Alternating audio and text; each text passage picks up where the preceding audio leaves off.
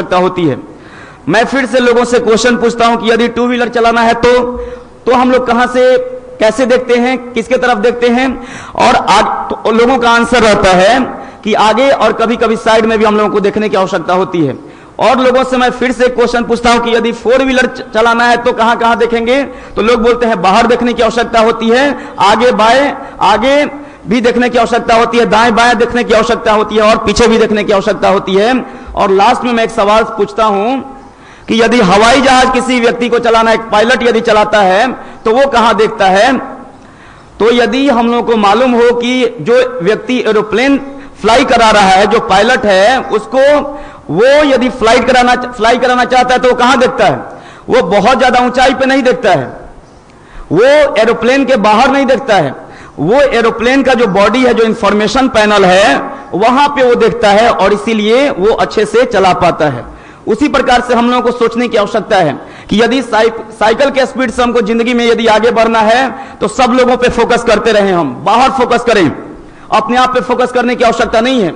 हम लोग अपने पड़ोसी को सुधारते रहे, मामा जी को सुधारते रहे, आसपास के सारे लोगों को सुधारें, लेकिन खुद को सुधारने की आवश्यकता नहीं है। कब? जब हमको साइकिल के स्पीड से जिंदगी में आगे बढ़ना है तब। और टू व्हीलर के भी स्पीड से यदि आगे बढ़ना है तो बाहर देखने की आवश्यकता है, और फोर व्हीलर के स्पीड से यदि आगे बढ़ना है तो भी बाहर देखने की आवश्यकता है। लेकिन यदि एरोप्लेन के स्पीड से ऊंचाई हासिल करना है तो बाहर देखने की आवश्यकता नहीं होती है, हमको सिर्फ अपने अंदर देखने की आवश्यकता होती है कि हम सोच क्या रहे हैं, हम कर क्या रहे हैं। यदि हम लोग अपने आप पे काम कर लेते हैं तो अपने आप पे काम कर, गुरुदेव का एकदम साफ साफ कहना है कि आपको अपने आदत के अलावा, आपको अपने नजरिए के अलावा किसी भी चीज को सुधारने की आवश्यकता नहीं है।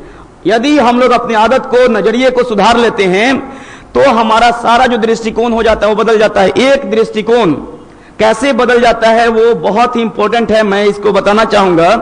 एक व्यक्ति जो है, दो दोस्त थे, तो दो दोस्तों में से एक जो दोस्त था अपनी अच्छी आदतों के कारण वो बहुत हाई स्पीड से वो ग्रो कर रहा था, बहुत ज्यादा वो ग्रो कर रहा था। लेकिन जो दूसरा जो दोस्त था वो अपने खराब आदतों के कारण परेशान रहता था। तो 4-5 साल के बाद ये जो कामयाब दोस्त था वो सोचा क्या कि हम थोड़ा सा अपने दोस्त से मिले, कैसे भी है वो मेरा दोस्त है, दोस्त के हैसियत से किसी को पूछना नहीं चाहिए, लेकिन कैसे भी है वो बचपन में मेरा कोऑपरेशन किया था तो मुझे मिलना चाहिए, ऐसा उसको लगा। तो 5 साल के बाद वो जो कामयाब दोस्त था इसके पास गया तो देखा क्या कि इसका जो कमरा है, इसका जो रूम है, जो नाकामयाब दोस्त था उसका जो कमरा था वो बहुत गंदा था। तो ये बोला क्या कि इस रूम को साफ तुम करते क्यों नहीं हो?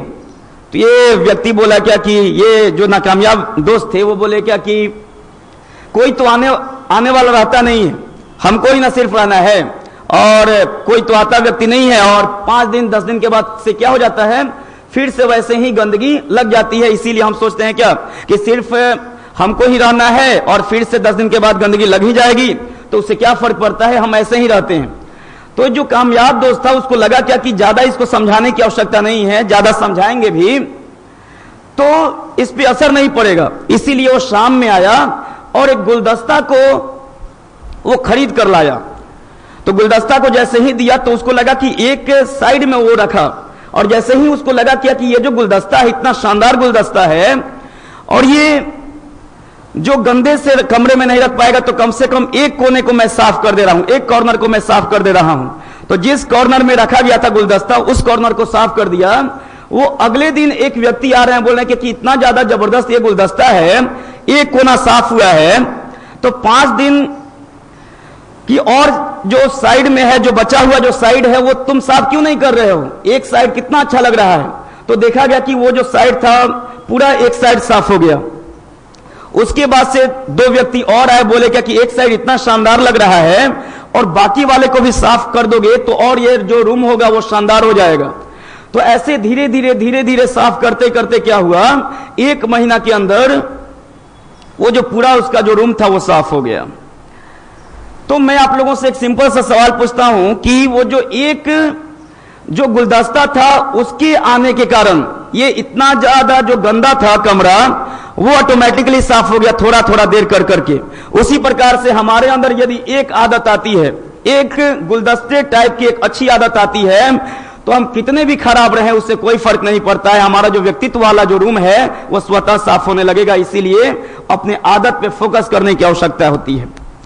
और ये आदत जो अच्छी आदतें हैं वो डेवलप करने के लिए हम लोग तो सब लोगों से बताते रहते हैं क्या कि पढ़ना चाहिए, लेकिन आप भी किसी को बोलिए कि पढ़ना चाहिए, उसको भी मन करता है पढ़ना चाहिए, लेकिन वो प्राण शक्ति जो है उसके पास रहता नहीं है। तो प्राण शक्ति जगाने का जो काम करता है वो हम लोगों का गायत्री महामंत्र करता है, वो हम लोग का ध्यान करता है, वो हम लोग का अच्छी संगति में यदि रहते हैं तो वो हम लोग को हेल्प करता है। अच्छा हम लोग साहित्य पढ़ते हैं तो हम लोगों के लिए काफी हेल्पफुल रहता है। तो अपने आप को फोकस करने की आवश्यकता है, अपने नजरिए पे फोकस करने की आवश्यकता है, अपने सोच पे फोकस करने की आवश्यकता है। यदि ऐसा हम लोग करते हैं तो हमारी जिंदगी जो हो जाती है वो बहुत शानदार हो जाती है। एक बार दो मित्र थे और एक ही साथ वो लोग बीमार पड़े। ये स्टोरी मुझे बहुत ज्यादा वो टच किया था। तो आईसीयू में दोनों लोग भर्ती हुए, लेकिन सौभाग्यवश क्या हुआ, एक जो पहला वाला जो मित्र था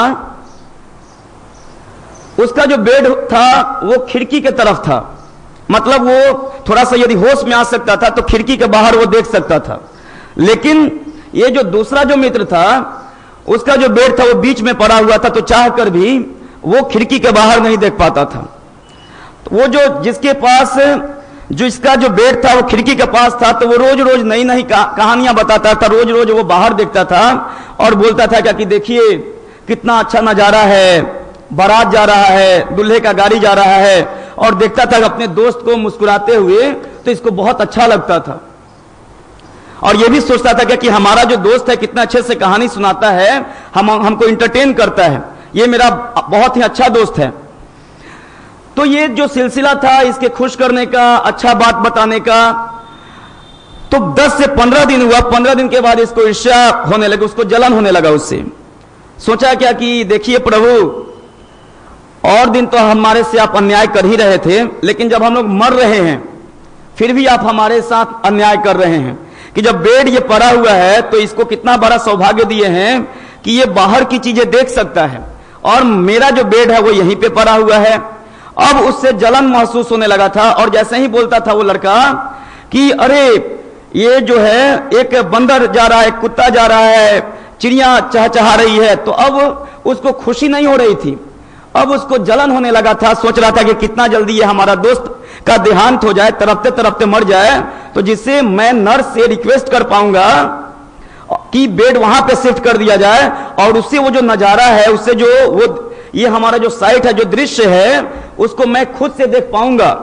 तो वो सोचने लगा क्या कि कितना जल्दी ये तरफते तरफते मर जाए, और वो खुश नहीं हो पा रहा था। ये रेगुलर बेसिस पे वो कहे जा रहे थे, कहानी सुनाए जा रहे थे, लेकिन उसके बातों पे वो खुश नहीं हो रहे थे। एक दिन क्या हुआ, 11 बजे रात में ये इसको थोड़ा सा खांसी ज्यादा होने लगी, और वो इतना ज्यादा अव्यवस्थित था कि वो रिंग भी नहीं बजा पा रहा था, वो नर्स को भी नहीं बुला पा रहा था। लेकिन यदि ये चाहता, दोस्त बगल वाला दोस्त था, यदि चाहता तो एक बार वो बटन को क्लिक करता तो कोई भी नर्स जो थी वो आ सकती थी, लेकिन वो जलने लगा था उससे, वो उसके जिंदगी से नफरत होने लगा था कि कितना जल्दी ये मर जाए, और उसके बाद से मैं वहां उस बेड पे चले जाऊं, और उसके बाद से मैं जो नजारा है उसको मैं अपनी आंखों से देखूं और एंजॉय करूं।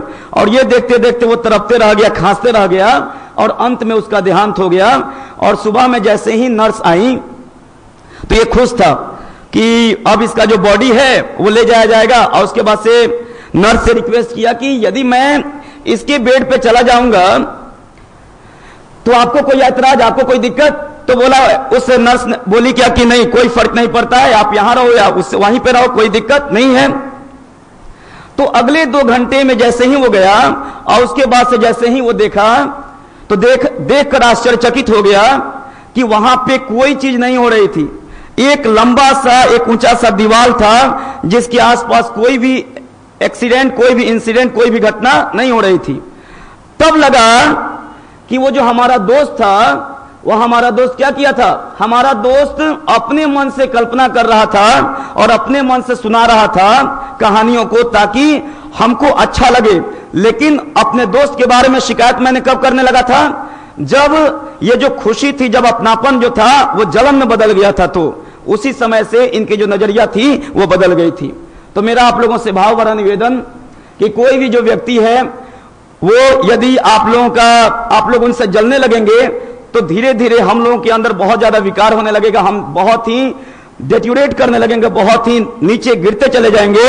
लेकिन दूसरे के खुशियों में अपनी खुशी और दूसरे के उदासियों में अपनी उदासी यदि हम अपने दिल में सम्मिलित कर लिए, हमको दूसरे के खुशी में खुशियां महसूस हो रही हैं, हमको दूसरे के उदासी में उदास यदि हम हो रहे हैं, तो रियल सेंस में हम साधक हैं और रियल सेंस में हम आध्यात्मिक पुरुष कहला सकते हैं। तो अपने आप को बेहतर बनाने के लिए एक छोटा सा प्रसंग कह के मैं अपनी बातों को समाप्त करूंगा। एक बार जो व्यक्ति थे वह स्कूटर से जा रहे थे, तो स्कूटर से जा रहे थे, एक वर्षा वाला ऋतु था।